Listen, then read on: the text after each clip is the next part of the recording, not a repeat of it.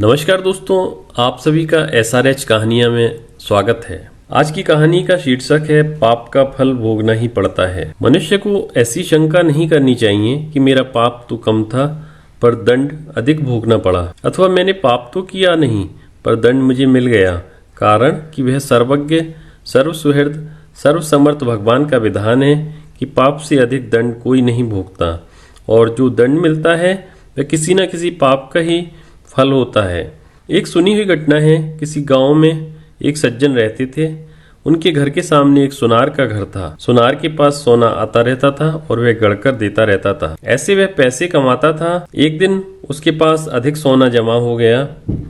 रात्रि में पहरा लगाने वाले सिपाही को इस बात का पता लग गया। उस पहरेदार ने रात्रि में उस सुनार को मार दिया और जिस बक्से में सोना था उसे उठाकर चल दिया। इसी बीच सामने रहने वाले सज्जन लघु शंका के लिए उठकर बाहर आए। उन्होंने पहरेदार को पकड़ लिया कि तू इस बक्से को कैसे ले जा रहा है। तो पहरेदार ने कहा, तू चुप रह, हल्ला मत कर, इसमें से कुछ तू ले ले और कुछ मैं ले लूं। सज्जन बोले, मैं कैसे ले लूं, मैं चोर थोड़ी हूं। पहरेदार ने कहा, देख तू समझ जा, मेरी बात मान ले, नहीं तो दुख पाएगा। पर वे सज्जन माने नहीं। तब पहरेदारों ने बक्सा नीचे रख दिया और उस सज्जन को पकड़कर जोर से सीटी बजा दी। सीटी सुनते ही और जगह पहरा लगाने वाले सिपाही दौड़कर वहां आ गए। उसने सबसे कहा कि यह इस घर से बक्सा लेकर आया है और मैंने इसको पकड़ लिया है। तब सिपाहियों ने घर में घुसकर देखा कि सुनार मर्रा पड़ा है। उन्होंने उस सज्जन को पकड़ लिया और राजकीय आदमियों के हवाले कर दिया। जज के सामने बहस हुई तो उस सज्जन ने कहा कि मैंने नहीं मारा है, उस पहरेदार सिपाही ने मारा है। सब सिपाही आपस में मिले हुए थे। उन्होंने कहा कि नहीं, इसी ने मारा है, हमने खुद रात्रि में इसे पकड़ा है। मुकदमा चला। चलते चलते अंत में उस सज्जन के लिए फांसी का हुक्म हुआ। फांसी का हुक्म होते ही उस सज्जन के मुख से निकला, देखो सरासर अन्याय हो रहा है, भगवान के दरबार में कोई न्याय नहीं। मैंने मारा नहीं, मुझे दंड हो गया, और जिसने मारा है वह बेदाग छूट जाए, जुर्माना भी नहीं, यह अन्याय है। जज पर उसके वचनों का असर पड़ा कि वास्तव में यह सच्चा बोल रहा है, इसकी किसी तरह से जांच होनी चाहिए। ऐसा विचार करके उस जज ने एक षड्यंत्र रचा। सुबह होते ही एक आदमी रोता चिल्लाता हुआ आया और बोला, हमारे भाई की हत्या हो गई सरकार, इसकी जांच होनी चाहिए। तब जज ने उसी सिपाही को और कैदी सज्जन को मरे व्यक्ति की लाश उठाकर लाने के लिए भेजा। दोनों उस आदमी के साथ वहां गए जहां लाश पड़ी थी। खाट पर लाश के ऊपर कपड़ा बिछा था, खून बिखरा पड़ा था।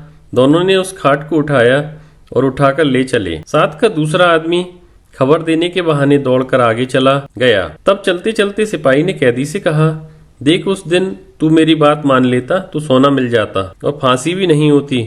अब देख लिया सच्चाई का फल। कैदी ने कहा, मैंने तो अपना काम सच्चाई का ही किया था, फांसी हो गई तो हो गई, हत्या की तूने और दंड भोगना पड़ा मेरे को। भगवान के यहाँ न्याय नहीं। खाट पर झूठ मूठ मरे हुए के समान पड़ा हुआ आदमी उन दोनों की बातें सुन रहा था।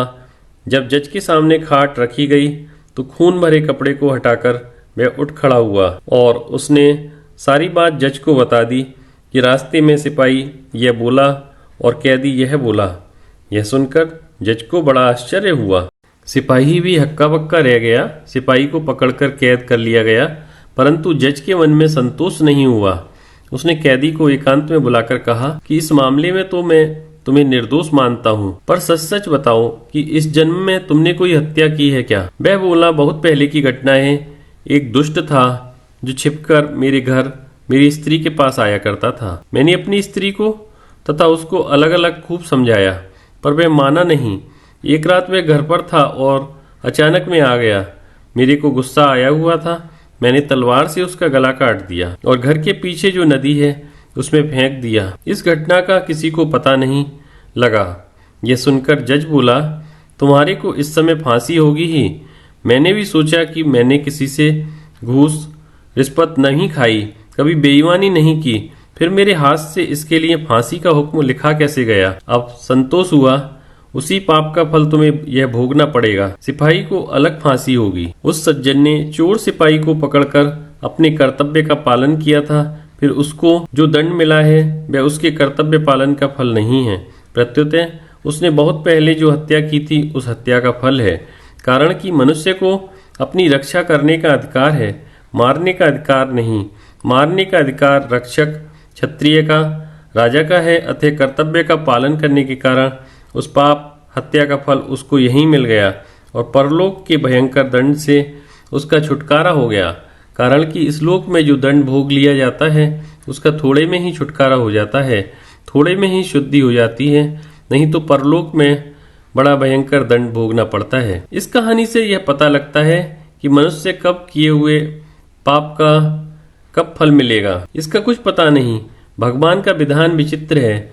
जब तक पुराने पुण्य प्रबल रहते हैं तब तक उग्र पाप का फल भी तत्काल नहीं मिलता। जब पुराने पुण्य खत्म होते हैं तब उस पाप की बारी आती है। पाप का फल तो भोगना ही पड़ता है, चाहे इस जन्म में भोगना पड़े या जन्मांतर में। दोस्तों, इसी तरह की और कहानियों के लिए आप हमारे YouTube चैनल SRH कहानियाँ सब्सक्राइब करें।